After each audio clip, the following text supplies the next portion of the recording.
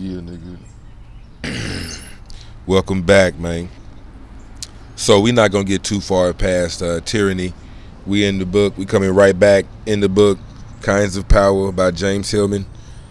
And we're into the almost done with this shit. We only got a little bit left. You know what I'm talking about? See, we got a few pages left. We done went through the bulk of this. So we might not get too much farther than Tyranny, because I got a couple books over here I'm gonna share with y'all, and we're gonna rap about them. We'll show you how deep this is, and I'm gonna go straight to the back of this chapter. Look it up, Google it. If you can access YouTube, nigga, you can Google it. If you don't know what tyranny is or a tyrant is, man, I can't help you. But we gonna skip straight to the back of the book because we got too much shit to talk about. So I'm not getting ready to go too much into what tyranny is. I hope you know what it is, or again, Google it. But I will say this because it's in the book. The key word in the definitions of tyranny from its first use by the Greeks until today is absolute. And fair use, we just quoting brief passages out the book for educational and review purposes. All of that good legal jargon, blah, blah, blah, blah, blah, right? So, the key word is absolute, all right? Indicating that tyranny does not require so much as a single monarch or a dictator as singleness of mind, literalized as a single absolute ruler. So you see what I'm saying? A monarch or a dictator doesn't necessarily have to be a tyrant, but that singleness of mind, that one person, when they get the job or when they get the position, they can become a tyrant by having singleness of mind. They only, you know, these are motherfuckers who follow the rules to a T, you know what I'm saying, a by the book kind of person, you know what I'm saying, that could be taken as absolute, right? So the point is, we're going to the back of the chapter because I want to connect these dots for you, man. Check this out. The tyrannical mind believes in its own power. It makes up its own mind. Now, I have a book we're going to talk about, Brother Panic and the Left-Hand Path. Lords of the Left-Hand Path is the name of the book. And I'm definitely going to make a video here soon about that, quite possibly before we finish this book. But I do need to talk about that. That's the current book I'm in and I'm reading right now. It's a pretty thick-ass book. Full of information, but not a lot that I really I feel like should be shared on the internet. But if you want to get the book, you can get the book. But it does tap into Brother Panic. So point is, the left-hand path. In the left-hand path, you actually need to make up your own mind.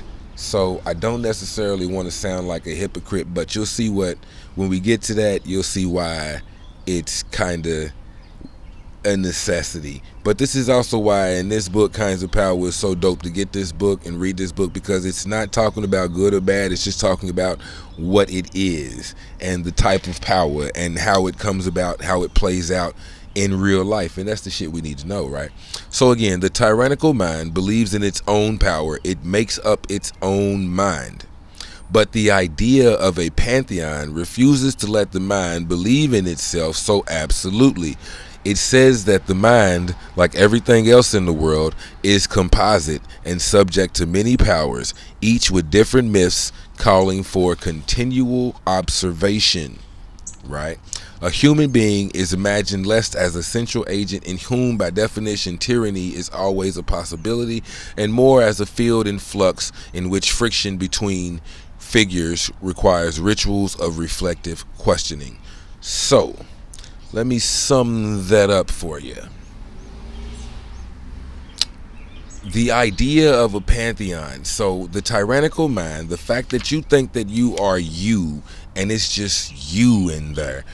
Me and this cat at work, for a good example, we used to go back and forth because he was like, well, he tells people to this day that James doesn't think, you know, OZ doesn't think that Jesus is real.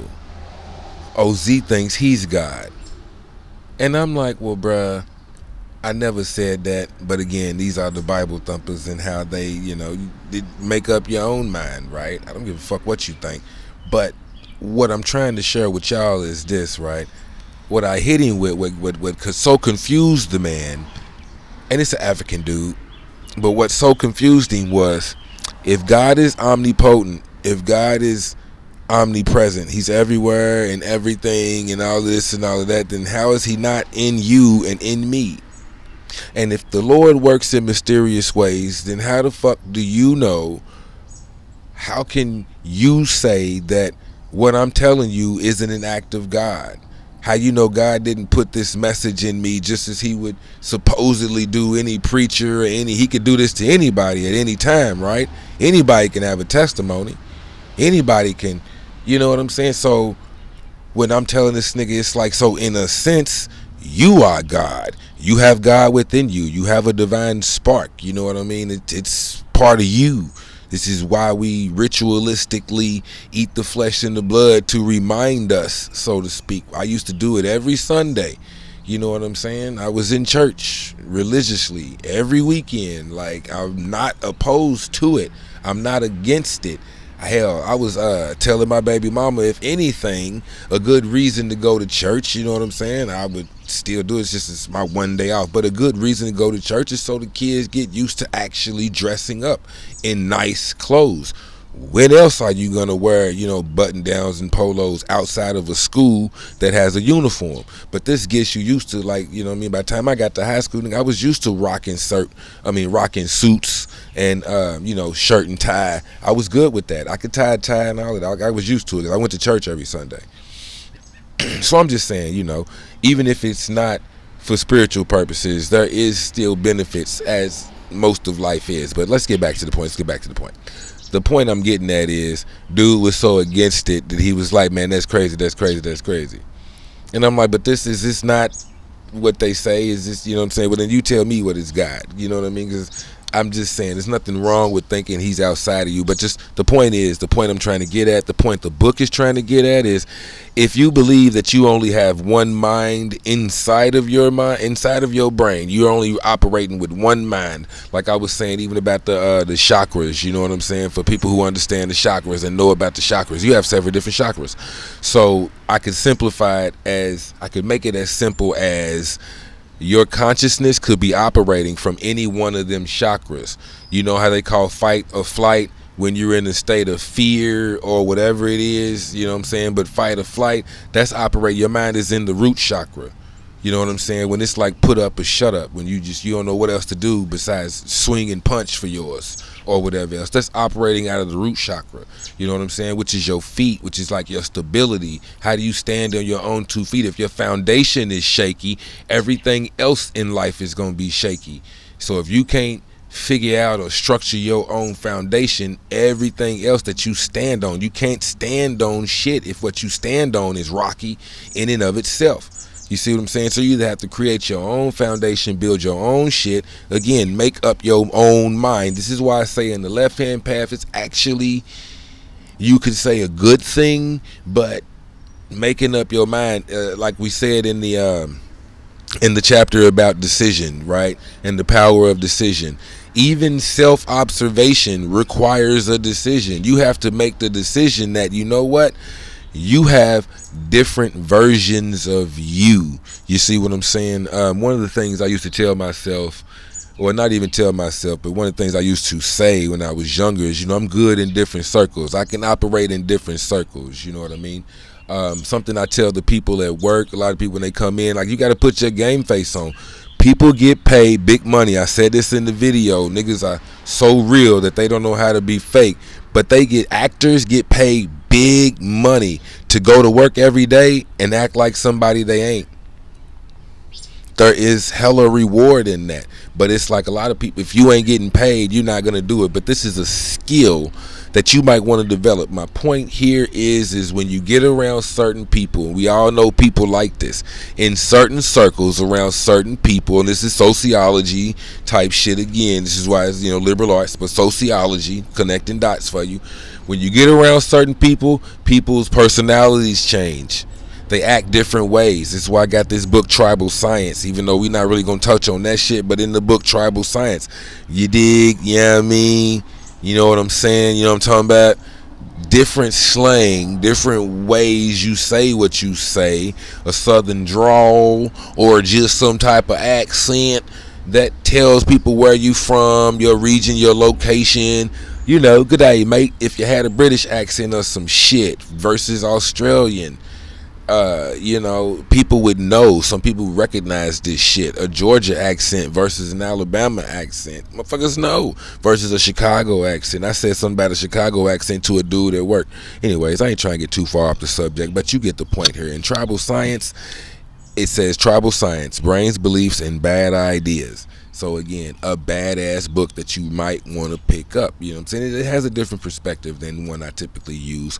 But the point I'm trying to get at here is there are so many things, which I'm just going to pull it out and you'll see in a second. I'm just trying to really lay the foundation. Again, everything else is getting ready to come from this foundation. Lay the foundation out of this book before we start picking up other books and before we really start talking about other books.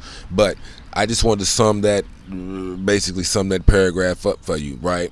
The tyrannical mind believes in its own power. It makes up its own mind. So if you in your head believe you are only one person, one mind, you make up all your ideas come from you. They don't come from this, they don't come from that. Even again, like I said on a spiritual note, if you don't feel like you get messages from God or the angels tell you certain this or that or whatever, you know what I'm saying? People, you know, again, it's like if you're not a preacher or if you're not the actual pastor, people will kind of look at you crazy. If you like, oh, angels spoke to me, or this, or they look at you like you super fucking religious, or they gonna look at you like this nigga is crazy. You know what I mean? It just happens. Or you're like a religious freak now. Oh, and now you speak to the angels, or God's talking to you directly. You some type of prophet, or you whatever. You know what I'm saying? People gonna question that. Is all I'm saying. Like, yeah, don't believe it. You know, it happens like that. So, but I'm just saying. The point is, even with that, if you ain't that type of person, it's something, you know, another one of those like conversations with Christians, so to speak. Like, at what point, and this is just things that, you know, I started to question, which again, as I say this, I'm not saying this and hoping to give the impression that I'm against it. I'm not against it. To each his own. I understand the value of Christianity. I'm just saying where I'm at my level in life, where I am along my path of spirituality, not religion, spiritual as fuck, but I'm not religious like that. I don't have like a dogma. I'm not devoted to one thing and one thing only. I know too much. I've studied too much. This is too much. Again, this is the age of Aquarius, you know what I mean? Which is kind of wild. Like I said, in one of these books, it actually talks about, which we getting ready to get to, but it says how 2,500 years ago, which again, if you into that type of thing, then you know each age of Aquarius. So if it's the age of Aquarius, we just came out of the age of Pisces, right? And every age is about 2,100 years, so 2560 or something like that. It's one of them numbers, but it's right around or a little over 2,000 years. So by the fact that it's saying that in the book, man, they know what's up. But that was 20 some odd years ago. So we're coming out of that age and going into another one. The book doesn't really say that, but we're coming out again. Brains, beliefs, the age of Pisces. Pisces is imagination. They can get lost in the sauce. What they believe, it's hard for them to come, and this is just a Pisces thing. Each sign has its own issues, right? But again, the age of Pisces, so that's where the devotion and the blind faith, all of that comes from. Pisces doesn't necessarily deal with reality in the sense that everyone else does, but Pisces, it's like, it's the sign of imagination. They can get lost in their mind, or whatever's going on in the mind of a Pisces, they can believe that's reality, what's going on everywhere, what everybody's thinking. And like, they'll pull people into their mind what they think reality is, and that ain't what's up. So I'm just saying, again, even with that, you know, as I talk about the astrology and shit, we do every one of the signs. Just because you're born in a certain month, it just means you have more of that energy, but you have to develop every one of them. Like, you know, every time you have a communication or you talk to somebody about anything, that's Gemini. You're talking, you're using words. That's Gemini shit. You see what I'm saying? If you're talking about you're concerned about you take care of you and the self, that's Aries. So, you know, again, the shit that you have a car, you have to buy things, you have to buy food, you have to feed yourself, that's Taurus. So each one of the zodiac signs you gotta do. This is why, again, back to like the Christian shit, Jesus was not one of the disciples. He was above all that shit. You got to learn how to get above all that shit. You know what I mean? Again, I'm a Taurus, so my problems are my problems. You got to learn how to get above all that shit. But the point is, the tyrannical mind believes in its own power. It makes up its own mind. And that type of shit is exemplified in Pisces, you know what I'm saying? But we just came out of the age of Pisces, and now we're going into the age of Aquarius. And Aquarius is an earth sign. It's pure, hard facts. Put up or shut up. You see what I'm saying? It's facts. It's not belief. Nobody just blindly believes in whatever the fuck, the old traditions of this or that. It don't work anymore. You know what I mean? It's just it's not there. You know, going to work, working hard, a normal 9 to 5. It's not there. The old ways are played out. You know what I'm saying? I mean, hell, you don't even have to go. I mean, like, the normal 9 to 5 used to be the way, you know, everybody's like, I gotta get a job, go get a job, some whatever else. These kids today are figuring out social media, this, that, and the third. Millionaires are made every day, and all they gotta do is be an influencer. Nigga, just show up to certain clubs, and this, I'm just saying, y'all know about influencers. Y'all know about YouTube. You on YouTube right now, you feel me? So I'm just saying, man, you know, it's easy to access a million people. I said in one of my videos, nigga, I'm in the Ville. There's almost a population of 1 million. We ain't at 1 million yet. It's several 100,000, but it's almost 1 million. I want to say it's like 800,000 people in this city alone. Now, I'm not saying I would have the opportunity to get $1 from each one of the 800,000, but I'm just saying it's very easy to access 1 million people. If you can find a product or find something that 1 million people will give you $1 for, $1, nigga, it could be a pamphlet, it could be anything, but $1 from 1 million people is $1 million. And with the internet and all of this social medias and Facebooks and Instagrams and X, you know, formerly known as Twitter, with all this shit going on, man, it's I'm just saying, kids are finding ways to do that. You get paid. You can get paid, all the members and super chats, you know what I'm saying? Y'all know about YouTube. So I'm just saying, you know, if you feel like you have to go to a normal 9 to 5 and punch the clock, that's on you. But the old school, all of that shit, hell, even going to college, you can do that shit online. You can do the shit online. Niggas, you ain't even gotta, you know what I'm saying, like, actually go in a dorm and stay and this, you can do this shit online. So I'm just saying, you know, like I said in the previous chapter, they kind of tie it all back in. Even self-observation, even you deciding to look at you, that requires a decision to analyze your damn self. You have to first make that decision. You know what's going on with me? Is there something wrong with me? Is it this or that, whatever? Am I in my right mind? And it doesn't matter if you take it to scientific shit like chemical imbalance of this or that or whatever. I got a book, the Zodiac and Cell Salts. I'm telling you, we getting ready, man, we need to touch a whole lot of books, bro. We just need to get on here and start talking shit every day. It's just pretty much what we need to do. Get on here for about 30-45 minutes every day and talk shit until we roll through these books, man. But anyways, let me get my cure for the common cottonmouth. Some more tequila.